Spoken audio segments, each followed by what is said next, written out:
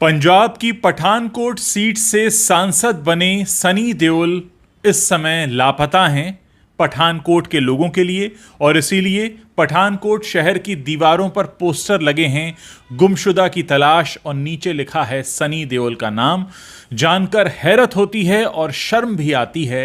हैरत इसलिए कि पठानकोट से सनी देओल को सांसद तो बना दिया वहां की जनता ने, लेकिन सनी देओल पिछले 2 साल से भी ज़्यादा वक्त से वहां पर नहीं गए हैं। कोविड से पहले वो वहां ज़रूर गए थे। इस दौरान कोविड में क्या क्या हुआ, उनके संसदीय क्षेत्र की जनता का क्या हाल है, क्या वहां पर कोविड की रोकथाम हुई नहीं हुई, वहां पर औद्योगिक विकास हुआ नहीं हुआ, या फिर एमपी फंड से क्या पैसा खर्च किया गया, इसकी कोई जानकारी पब्लिक को नहीं दी जा रही है। अब यहां पर 2 सवाल हैं। पहला सवाल यह है कि ज़्यादातर राजनीतिक पार्टियां छोटे शहरों में ये चिकने चुपड़े बॉलीवुड के चेहरे दिखाकर सीट हथियाने के लिए इनको चुनाव में खड़ा कर देती हैं।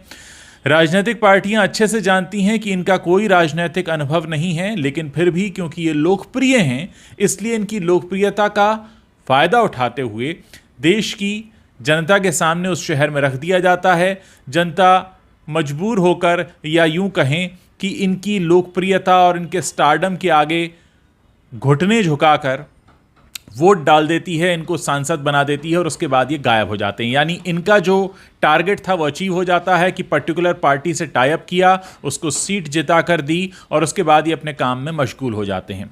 दोस्तों, यहाँ पर गलती जनता की भी है, क्योंकि जनता इस लोकतंत्र के लिए सबसे मजबूत और सबसे जिम्मेदार स्तंभ है। अब किसी भी फिल्म स्टार को अपने शहर का सांसद बना देना ये ठीक ऐसा है, मान लीजिए आपको किसी हलवाई के रसगुल्ले पसंद हैं और आप कहें कि हम इसको प्रधानमंत्री बना देंगे क्योंकि रसगुल्ले बहुत अच्छे बनाता है। अगर कोई व्यक्ति सिनेमा के पर्दे पर अच्छे डायलॉग बोलता है, इसका मतलब ये कतई नहीं हो सकता कि आप उसे अपने क्षेत्र का सांसद बना दें। कुछ समय पहले हेमा मालिनी ने भी मथुरा में खड़े होकर ये बात कही थी कि मथुरा के लोग तो अब राखी सावंत भी खड़ी हो जाएंगी तो उनको भी बना देंगे सांसद, और आप अपने शहर के किसी भी व्यक्ति को सांसद बनाने में कभी इंटरेस्टेड नहीं होगे।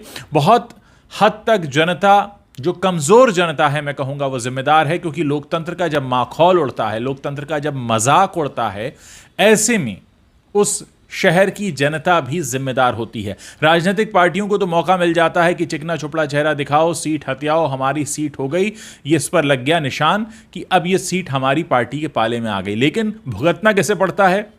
उस शहर की जनता को। दोस्तों, अगर आप किसी भी ऐसे शहर में रहते हैं जहां कोई भी राजनीतिक दल इन बॉलीवुड के चेहरों को आपके सामने खड़ा करता है चुनाव में, तो आप उनसे सीधा सवाल ये पूछिए कि ये जिस शहर में रहते हैं, जब इन्हें वहां से टिकट नहीं मिल रहा तो हमारे शहर में आने की क्या ज़रूरत है? सनी देओल मुंबई में रहते हैं, अगर उन्हें राजनीति का इतना शौक है तो मुंबई से चुनाव लड़ सकते हैं, लेकिन मुंबई से नहीं लड़ा।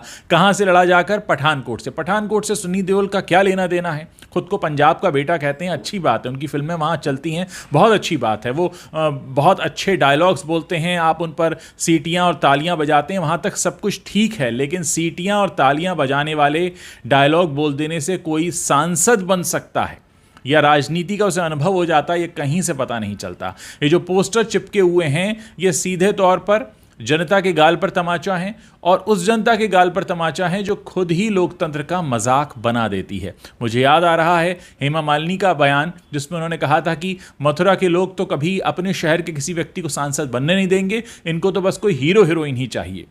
ये सीधे तौर पर उस शहर की जनता की समझदारी पर सवाल खड़ा करता है। सिनेमा के पर्दे पर किसी को देखकर खुश होना, इसका मतलब ये कतई नहीं होता कि आप उसे अपने शहर का विधायक या सांसद बना दें। ये जो खबर आई है, इस पर आप लोग अपना क्या रुख रखते हैं, क्या विचार रखते हैं, इस वीडियो के नीचे कमेंट करके मुझे ज़रूर बताइएगा।